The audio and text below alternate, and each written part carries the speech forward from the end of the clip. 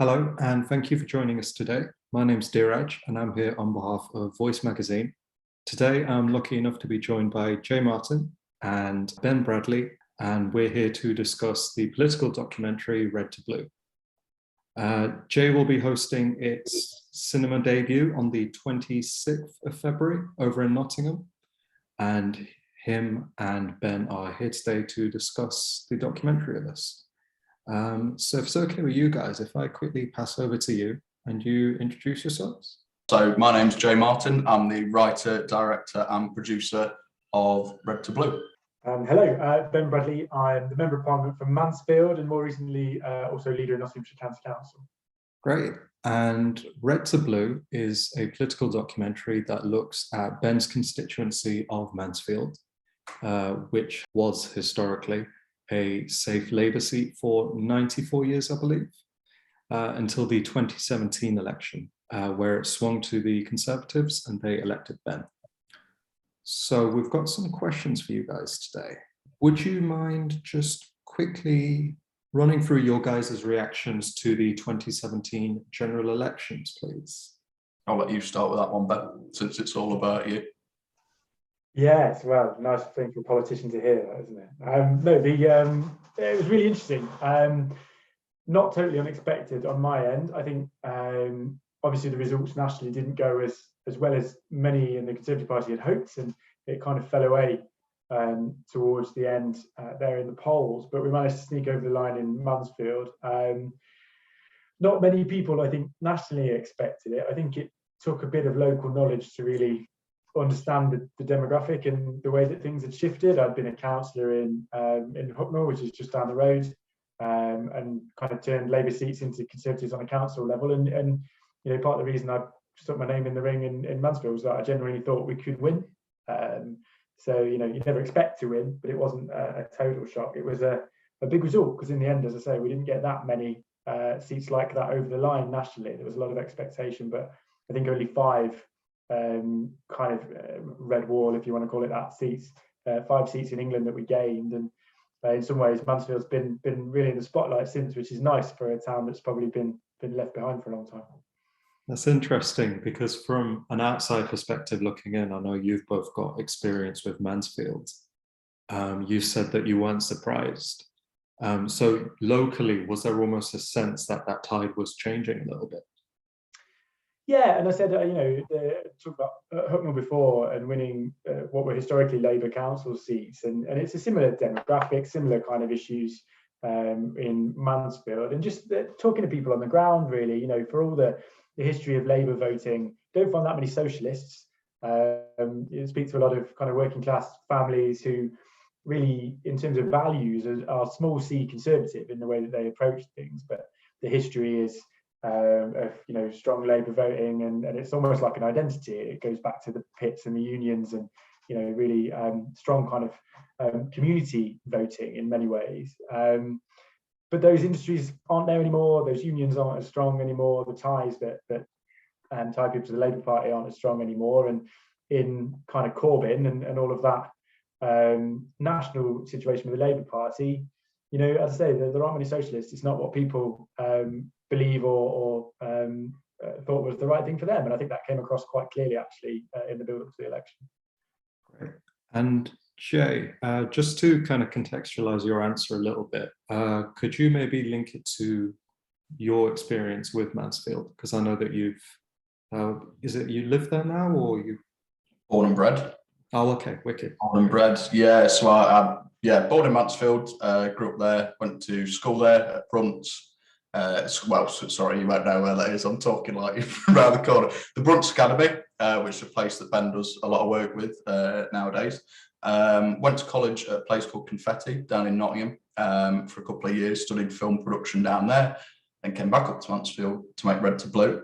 So that's my association with Mansfield. In terms of the 2017 election, being a filmmaker, I've told this story quite a few times now, but when the 2017, the day of that election or the day after, I remember me and my mates were sat in the pub, right, and we're all sat around, and there's some there that voted for Ben, some that didn't, but we're all sort of looking around going, how'd this happen? You know, it's like one of those things that you just always assume at least I'd always assumed Mansfield is Labour. It's just one of those things, right? Safe seat, it's never going to go to a Conservative.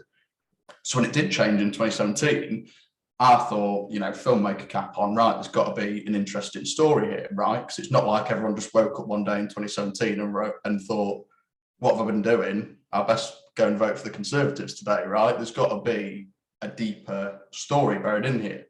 So then started to look into it. Turns out it's quite a fascinating little build-up to that 2017 election. A lot of factors, a lot of things sort of whirling around at that time that came together, I think, to sort of help Ben get over the line. And as you may have mentioned, that 2017, I think it was only by about 1,000 odd votes that Ben won the seat. So obviously very fine margin, but there was something bubbling under the surface there, starting in 2015, 2016, then 2017, where all these factors came together. A bit of a perfect storm, really, which I think is actually how one of Ben's colleagues, another MP, Lee Anderson, describes it in the film, right? It's this sort of perfect storm, this of factors that came together. And those are the things that we look at in RedT'Blue, as well as, of course, jumping ahead a little bit to 2019, where the question then became, well, was it a bit of a fluke in 2017, right? Or is Mansfield going to stay blue? Because if Mansfield stayed blue, that says a lot about the neighbouring constituencies, places like Ashfield that we discussed a little bit in the film, where Lee Anderson's from, and the surrounding Red Wall seats. So it was sort of all eyes on Mansfield, really. Like Ben was saying, that attention was all on Mansfield, looking to see what we did in 2019 to then inform, maybe what similar seats would do in the area. Right. I'm just going to ask an individual question for you, Jay, more on the artistic side of things. Mm-hmm. Obviously, a lot of the production of the film occurred during the pandemic. I was wondering how it affected it, and for any budding filmmakers who might be watching it, I know you talk a lot about having to self-finance the documentary and things like that. Any advice that you give to them? Yeah, so we got quite lucky in regards to the pandemic. So we had shot our initial interviews and a lot of footage for the film in, I think, February, early to mid-February of 2020. So we literally just missed that lockdown. So we'd already began editing the film together by the time we got locked down and COVID came around and stuff like that. So we spent a lot of 2020 in post-production. So editing, creating the music, and we also ran the Kickstarter campaign during lockdown, which is possibly the worst thing that you could do, right? Is asking people for money when we're in the middle of a lockdown and people are tight on for money as it is. But I'd already put, I think, about $3,000 of my own money into it. And I'm, like a working class lad. I've not got parents that have got tens of thousands of pounds that they just give out to me to go and make a film, right? So I'd worked hard, I'd saved that money up, put that in as a bit of sort of start-up cash. And then as the film grew, as films always do, I think initially when I approached like Ben and the other people that are in the film, I said, it's just going to be a little 5-10 minute film, dead easy, bish bash bosh, we'll have it out in a couple of months, right? And then, you get into it a little bit and it grows and it grows and it grows.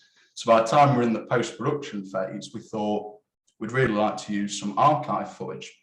RedT'Blue is the first film made about Mansfield in over 50 years. Not since 1971 has there been a film made about Mansfield. And that film's called Strike Village. Now, the BBC had all the archive, the actual raw 35mm film for that film. And that shows Mansfield back in its heyday, really, in the 70s and the early 80s. So we had that specially restored, yada, yada. So that cost quite a lot of money. So we did a Kickstarter campaign to try and raise a bit of cash, try and pay for those licensing fees. Ended up raising the full amount in a day, 9 hours, actually, which was pretty incredible. And then went on to raise more than double our initial goal, which was incredible because, we built up quite a fan base, I suppose you could say, in Mansfield of people who wanted to see this film, right? Were really interested in it. And of course, we had the support of our casting crew in that as well. So ours was an interesting situation because with most films, right, most short films, you can't just jump on Facebook and say, I need $5,000 to finish my film. It doesn't really work. But what I've done since the start with RedT'Blue is integrate it into the community of Mansfield, right? It's a political film, but it's sort of also not, right? It's about the history of Mansfield, the heritage of the town, right? The soul of the town, in a more artistic sense. So we link that in, right? So then the community gets involved, the community behind it. It is the first film made about the town in 50 years, right? That is something to get excited about. So then you've got that community sort of behind you then. So then when you do go to do, you know, Kickstarter, or like now when we're selling tickets for a cinema premiere, which again is a pretty ballsy thing to do, really, we've nearly sold it out because people are interested, they're engaged with it. And that's the best advice I could give to any filmmaker is, you know, if your subject matter allows it, try and link it into a community of some sort, whether it's where you live or people you know, anything like that. So you can start building up this sort of sense of community around a project. I think that's one of the best things you can do as an independent filmmaker. So almost that old saying of pursuing what you're passionate in, because if you do that, you've got those links that you can then use. Yeah, exactly. And it also helps, by the way, we've got 2 MPs in the film, Ben and Lee. You know, they share something on Facebook. They've got like 20,000 followers, right? So they share something and it gets out to a lot of people, right? Film's called RedT'Blue. Obviously, a lot of people that, you know, that follow Ben and Lee and stuff on social media, the supporters of Ben and Lee, right? So they see a film called RedT'Blue, they think spot on. I'll take a look at that. You know, take a look at it and, you know, they get involved in it. Not everyone has that though. Do you know what I mean? Not everyone has 2 high profile sort of MPs that share the stuff around and support what they're doing. But nevertheless, what I've also done from the very beginning is build up a bit of a rapport with our local media and, you know, some of the wider national media as well to help get the word out. And if I want to say something about RedT'Blue or give an update, instead of jumping on Facebook and posting it or writing a tweet, I'll put it in the Chad, or I'll put it in the Nottingham Post, or I'll go on BBC East Midlands, right, and I'll talk about it. So it makes the project seem larger, right, and sort of opens up a wider audience base within Nottinghamshire. Okay, wicked. Ben, could you tell us a little bit about your association with Mansfield and how you came to run for the MPship? In particular, why you did it in 2017 as well? Sure, yeah. It's almost an accident, really, as is much of my political career. Yeah, I grew up in North Derbyshire in Ripley, which is about 10-15 miles away from Mansfield. And yeah, I always wanted to be a PE teacher. Never had any interest in politics until I was in my 20s. When I dropped out of university. I was working as a landscape gardener. I was working at on the bike Frankie and Benny's in Aldi and various other places. Decided to go back to uni, and in the end I studied politics. I thought it was something vague enough that was like it wasn't going to railroad me down a particular route, and very conveniently did railroad me down exactly that route, and ended up working for the Conservative Party, and then Mark Spencer, who's an MP in Sherwood, which is next door to Mansfield. And I guess so. Yeah, moved to North Notts. I'd always had an association with Mansfield. It's fairly local to where I grew up. Used to go, shopping in Mansfield town centre and swimming at water meadows and all the rest of it as a kid. So know the place well. And then moved and worked in North Notts and started to understand the politics of it. And as I say, I was a councillor in Hucknall. But my kind of political career really started over something really daft, and it's always a strange story. I fell out with the council about my bins. They didn't collect our bins for ages in the snow at Christmas. We had a 6-month-old, and there were like nappies in the garden, and then rats, and it was awful.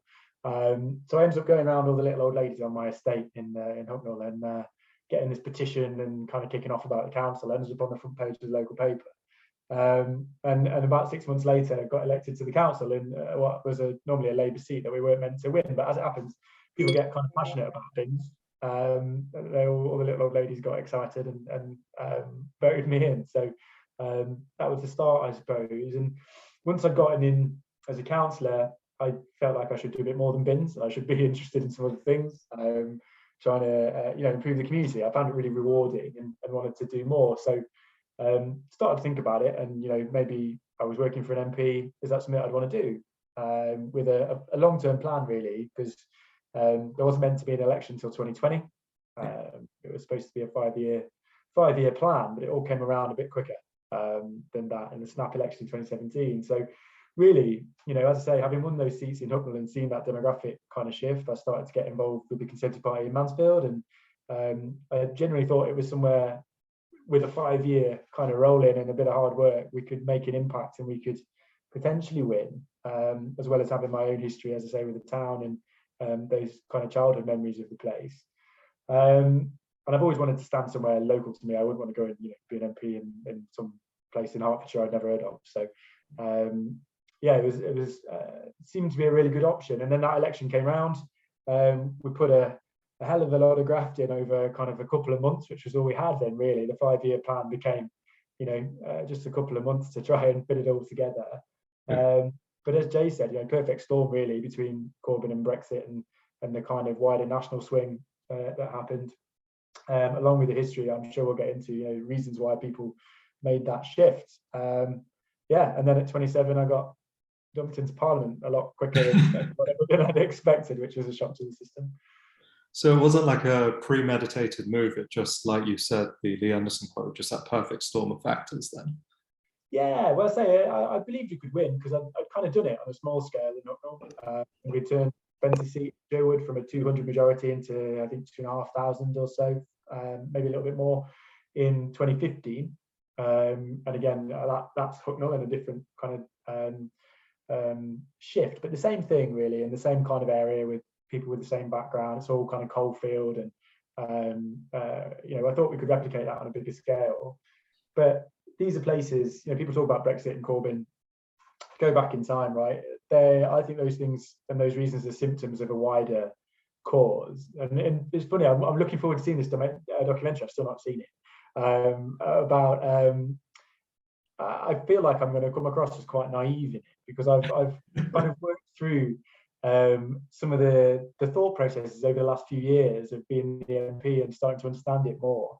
And I think it all goes back decades really, but as people have felt left behind, as people have felt like they don't get listened to, Brexit is almost a symptom of that, and the backlash against Corbyn and the Labour Party is a symptom of that rather than being the cause in itself.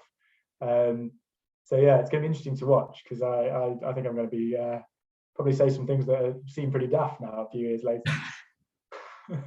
That's a great segue into my next question for you both, actually. If you had to both identify a single factor as to why the seat went from red to blue, what would each of you say? So there are a couple of main factors that we talk about in the film, and they're all based on what our interviewees told us, right? So rather than, obviously there's loads of factors, even down to things like changing demographics, right?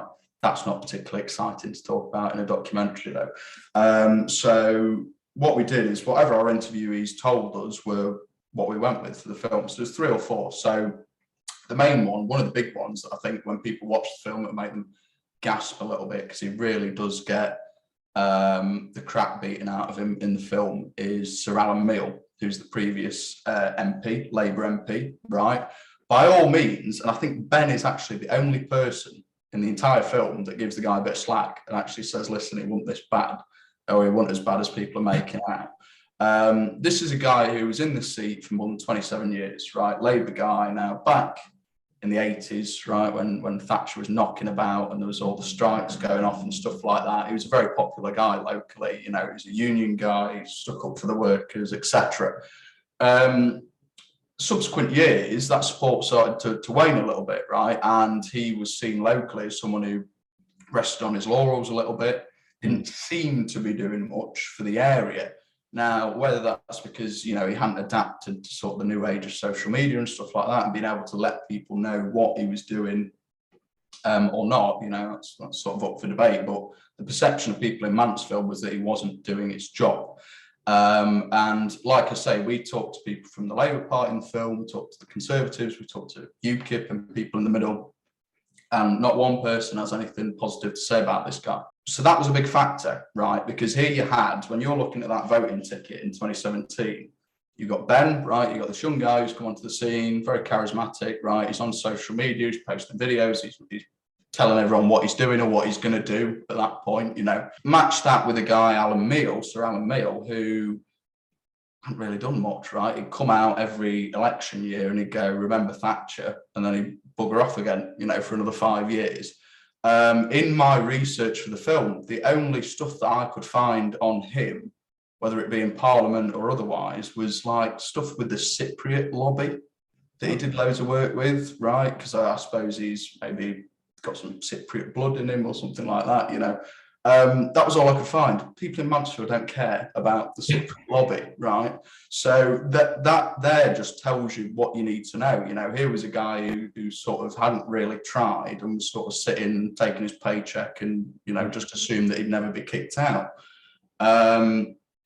So he was a huge factor, and he's someone we discussed in the film. Film begins looking at 2015, which was the election previous to the one where Ben was elected.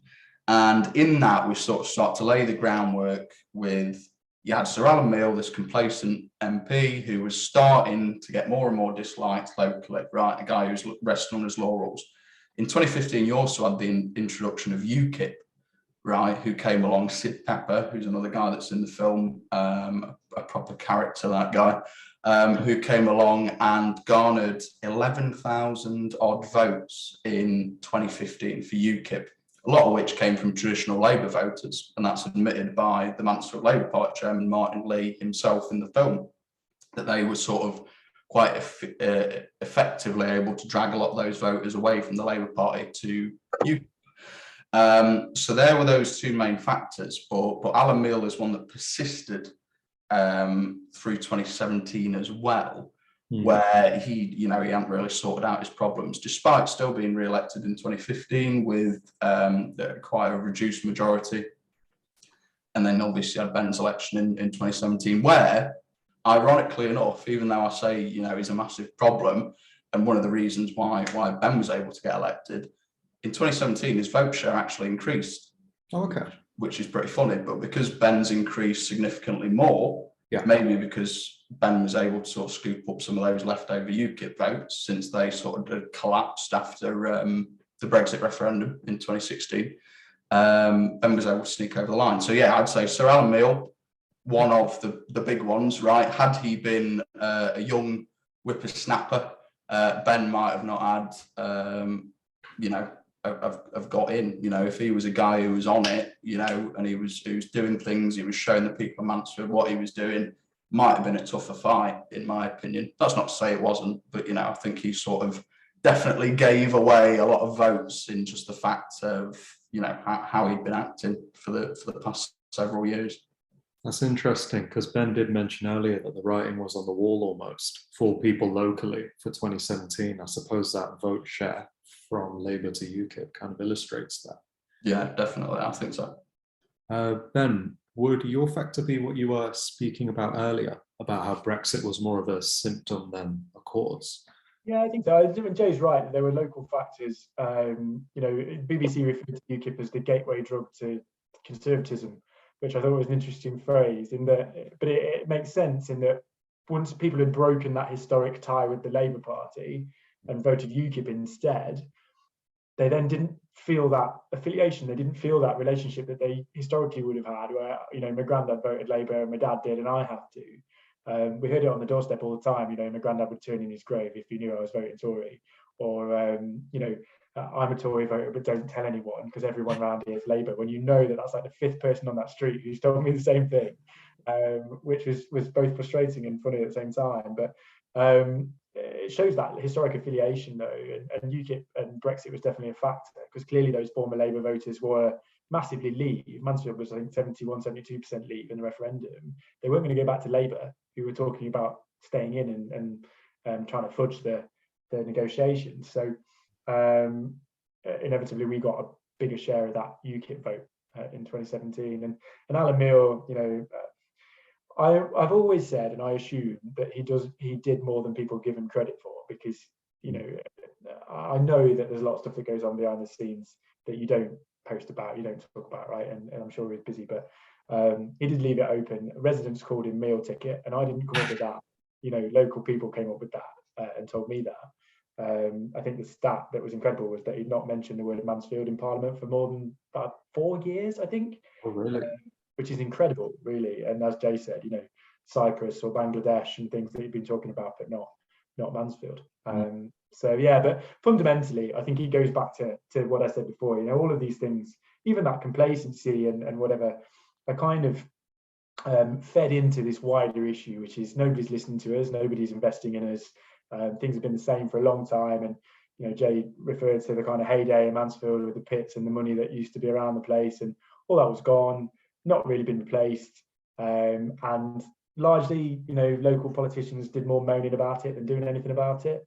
Alan Neil's comment when I stood was that all it will do, if you're going to take this seriously and put Conservative leaflets out, is remind people about what Thatcher did. Well, frankly, I wasn't born at the time, which I think has probably also helped me, because whenever that came up, I just said, what, not me, Gov, I wasn't even born.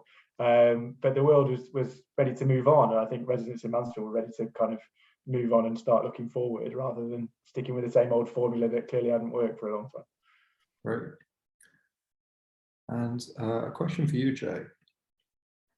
I read that the documentary is actually quite neutral, so it's non-partisan in its approach at how it looks at things. Given how polarizing, though, politics naturally is, how difficult was it to keep that impartiality throughout? Extremely. It wasn't. I was smirking because every time I've seen Ben since we made the film, I always joke that it's like a Labour hit piece. Yeah. I haven't seen it yet. So I always say, like, when you see this film, mate, you're going down. It's going to take it. But no, it was completely neutral. So obviously I have my own political beliefs, right? But going into making this film, I always thought that the story of why Mansfield changed from red to blue was fascinating enough without me making it overtly a Conservative puff piece or a Labour puff piece or anything else, right? It's just a really fascinating story. And I think at the minute, obviously you've got enough, you don't know where to look for a bit of neutral news at the minute or anything like that. You look at the BBC, you look at bloody GB News and all that, you haven't got anything down the middle. So I thought, I want to make this film completely down the middle, because that way, whichever side of the political spectrum you're on, you can watch it and you can get something out of it, right? If you turn a film on and straight away it's, oh, he's a Labour voter. As a Conservative voter, you're probably going to switch it off. You're not even going to bother watching it, right? And same for the flip side.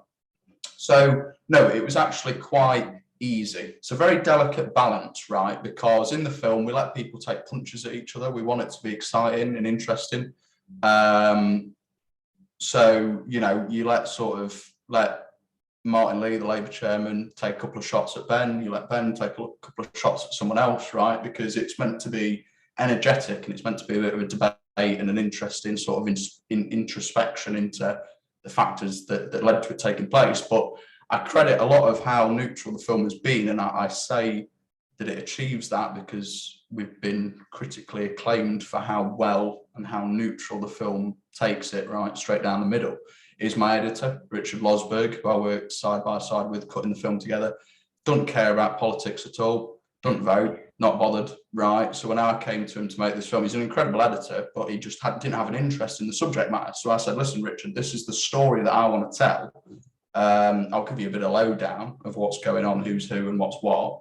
But he really kept that sort of perspective because he didn't really care, right? He wasn't that bothered in the sense of, oh, I can't let Labour get that little bit in, or I can't let the Tories get that little bit in, or I can't let UKIP do that. It was like, let everyone have their say, and we'll just edit it in a way that, everyone gets sort of equal time and gets to respond to things. But it was definitely a struggle. I'm really proud of how the film came out in the end, to be honest. And I'm pretty confident going into next weekend that all the cast that watch it, I think they're all going to enjoy it. I think some of them will be a bit annoyed that they said the things that they said, but at the end of the day, they said it, not me. But, I really think it does come out really well. I think, everyone in the film can watch it and they're going to enjoy it and they're going to appreciate, hopefully, what we've done with the film. The hardest part has been obviously externally to the film. It's what other people think, right? So we've got quite a big social media following for the film now. And I get comments come through all the time. This is Tory propaganda. why are you making this film? I'm not going to bother watching it. And my response is, obviously, when you make a film called RedT'Blue, right, the assumption is always going to be, oh, it's, you know, you're making a pro-conservative film. But my comeback as of late has been, you know, why would a 23-year-old filmmaker waste 3 years of his life and a lot of money making a puff piece for either political party? It don't make any sense. Why would I do that? You know, it doesn't buy me any favors with anyone. But that's external to the film, right? And that's always going to be the case. And when the film comes out, and when people see it in the cinema next week, I think they'll actually go, oh, he's telling the truth. You know, it actually is a neutral sort of take on it. That's not to say, like I say, that we don't let people speak their mind and get jabs in at each other. One of my favourite parts of the film, or little scenes, I suppose you could say, is we have Ben and Sid, who's the UKIP guy, and we're sort of talking to both of them about where these UKIP votes went in 2017. And Sid's sort of going, he stole my votes. And Ben's going, well, you know, if he wants to take credit for losing all those votes, that's fair enough, right? We have this little back and forth between it. It's really fun to watch, right? But stuff like that, you know, we let them go at each other. Because it's fun. And you know, one of my mentors, who's a documentary filmmaker, she told me a line which I think is quite pertinent, and that is that when you're making a documentary, you're not telling the truth, you're telling a story, which I think is quite interesting, right? So that's not to say that we're lying about anything, but that's to always be mindful that you are telling a story. There is a narrative there, right? There is a beginning, a middle, and an end. You know, you're not a Wikipedia page. You're not just throwing out facts, you know, and stuff like that. You're trying to make it entertaining. You're trying to make it sort of something that people will want to spend half an hour watching. Yeah, I think that answered your question, did it? Definitely. Yeah. And then a question for you then. When I was at university, whenever we studied the 2017 election, our lecturers always drilled into our heads like that's the Brexit election. In your opinion, I know you've touched on it in your previous answers, so I suppose it's a two-part question. First, how much of a role do you think personally it played in your election? And second of all, if you do think it was, you were elected on the basis of Brexit, are you satisfied with how much progress has been made 5 years on? There's a deep question. Yeah, look, it was obviously a big factor, and it was a lot of what people were talking about on the doorstep. It was in 2019 as well, truth be. Well, the strapline of 2019 was just get Brexit done, wasn't it? Probably one of the most successful political campaigns there's ever been, from that perspective. So clearly, it's a massive factor. I still think it's a symptom of something bigger. You know, and we touched earlier on the UKIP vote in 2015. I think Mansfield was one of the biggest UKIP votes anywhere in the country, and again one of the highest Leave votes anywhere in the country in 15 and 16. So it was probably more of a factor in Mansfield than it was in other places. That UKIP vote swung massively in my direction as opposed to going back to Labour, which clearly is what got us over the line. It points to some other factors, you know, that contrast perhaps between me and Alan Meale and a wider national swing, things that we've touched on. But Brexit's a massive factor. I do think you go back and you can track the swing back to 1997, right, when frankly under Margaret Thatcher, Mansfield became a marginal seat. I think 1987 Labour won by 50-something votes. So there's always been that underlying small c conservative social kind of element to it. Like I say, Labour voters are not necessarily socialist voters. But since 1997, you can track, you know, I think it went 18,000, 11,000, 8, 6, 5 in subsequent elections, that Labour majority. It's not entirely new. And I think just as the world moved on, right, the industries moved on, the demographic changed, people started to look at things differently and weren't tied into that family history, as well as feeling like, you know, we need to change something. We need people to start taking notice of our neck of the woods. And that's what led, in my view, to Brexit. You know, no excuses. It's not somebody above us doing things to us, you know, trying to take back control, to coin a phrase. And that's all really powerful. And continue that through 2019. But fundamentally, that's about trying to be heard and trying to make a difference to your community and trying to change things more so than it is about the European Union, frankly, in my view. It's one of many ways that people have shown that that long-term position of just wanting to kind of get your area noticed in your community, the support it needs. In terms of how's it gone, it depends where you live. I think depends where your viewpoint on all of that is. Clearly, the combined challenge of Brexit and COVID at the same time is really, really difficult, because both things throw massive uncertainty out there. Both things really impact on trade in a big way. So it's really difficult to pick out, what are Brexit-related issues, what are COVID-related issues. I guess all of that will come out in the wash.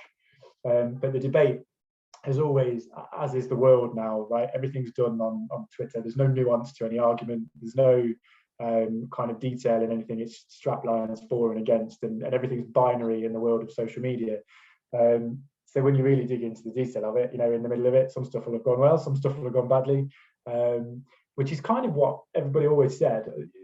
You would be led to believe that people talked about this utopia on the other side of a Leave referendum result, and everything was going to be brilliant. Now, I'd certainly always said that it was going to be difficult, and any adjustment on that scale, the amount of legislation you've got to change, the amount of rules that are going to change, is going to be difficult. It's going to take some time to work through, and then we've got a big pandemic in the middle of it as well, right? So it's even more difficult.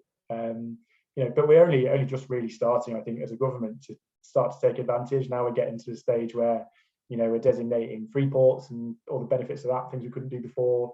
Just started talking about the kind of Brexit freedoms bill and starting to cut some of that big business regulation and free up some of the private sector to do more and create more. All of that, I think, will be good stuff. I just wish we'd been doing it for the last 2 or 3 years instead of battling a health crisis. Yeah, perfect. I've got one last question for the two of you. Based off what you've experienced around 2017, but also if we tie it to what's been going on in politics recently, do you think that Mansfield is going to solidify that transition from red to blue? Do you think it will go back from blue to red? Do you think it will bounce between the two in the future? Or what's your perspective on the future of how the constituency will vote? I bloody hope it stays as it is, because I'm not making another film. I've just finished this one. Interesting question. I can't really answer that until the film's out. I mean, I think it's changed, definitely. I'll tell you this, compared to from the past 3 years spent making this film and paying very close attention to, what's been going on in Mansfield. I think Mansfield is a safe Conservative seat now.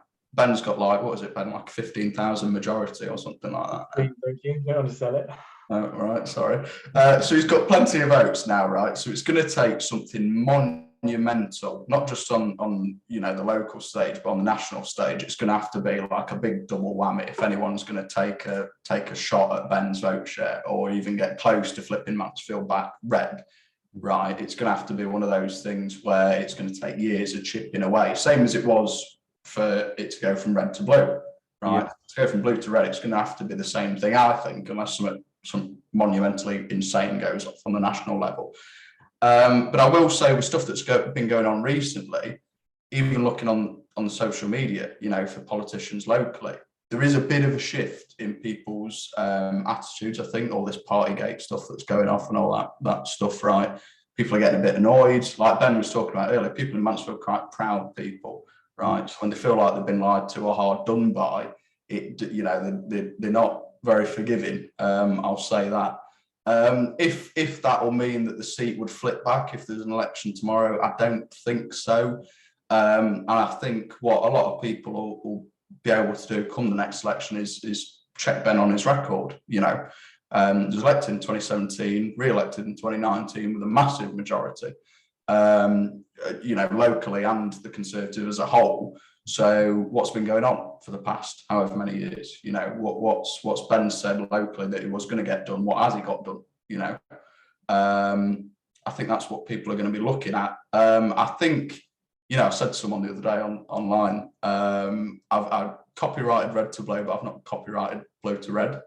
Someone else wants to start making that film, by all means. But I don't think it's going to be anything that's going to change anytime soon. Further to that, one thing that I will say, and I was asked a similar question the other day on the telly, is someone asked me what do I think Labour would need to do locally to sort of try and win back the seat, like I'm some kind of freelance advice given out for political parties. But I said, in my opinion, if Labour wanted someone to sort of put up that was serious about winning back Mansfield, they'd have to put up the Ben Bradley of the Labour Party, right? They'd have to put up someone quite young, charismatic, knows how to use social media, right? Because, and as Ben will tell you, the last Labour candidates in 2019 didn't have a shot. And I could have told you that while we were making the film beforehand, right? Was scared of going in front of a camera, didn't use social media,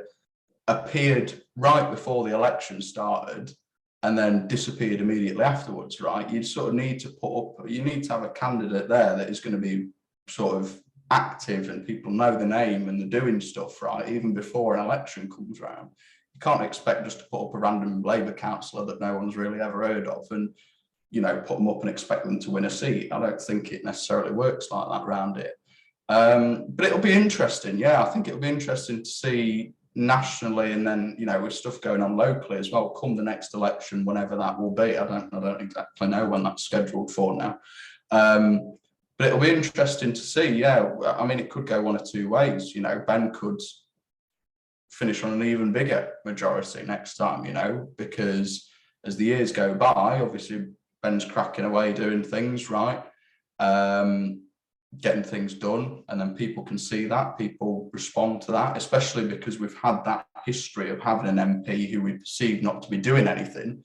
Even if Ben's like, oh, I washed my car at the weekend, people are like, wait, it's just anything, I think, that people latch onto, really.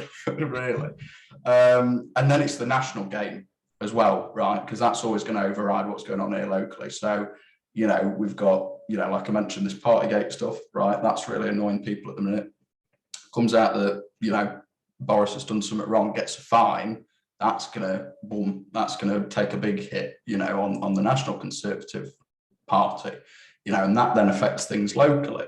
At the same time, if that doesn't pan out, nothing happens with that, then they'll be all right. It's this mixture of local and national stuff, as Ben will tell you, probably better than I know.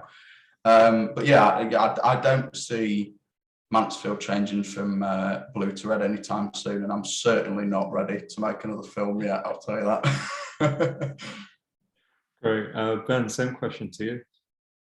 Yeah, well, I hope not, obviously. I think Jay's right that, a lot of that's decided on the national situation. I've always felt like, 90% of that swing is your national swing, and then as a local MP or candidate, you can kind of tip it 10% extra in either direction, depending on what people think about it. And go back to the Alan Meal example, maybe you tipped it 10% back the other way, and hopefully I can carry on having a positive impact on that kind of vote share. But nothing's safe. We look at some of the by-elections that have happened recently, where we've lost bigger majorities than mine to Liberal Democrats in some parts of the country.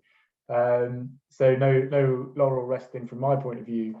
But it would take, I think, a national swing bigger than 1997 now to shift my majority, which is a nicer place to be. It makes elections a little bit less stressful than perhaps that 2017 one was. But the proof's in the pudding, right? I've promised investment, I've promised improvements to town centres, I've promised transport infrastructure. We've had a big COVID-shaped hole in the middle of a lot of the delivery of that, which is frustrating. And there are lots of things in the pipeline, town centre funding, train lines and other economic investment, job creation projects that we've been talking about for a while now, that have been dragged on through the pandemic, and people are waiting to see the outcomes.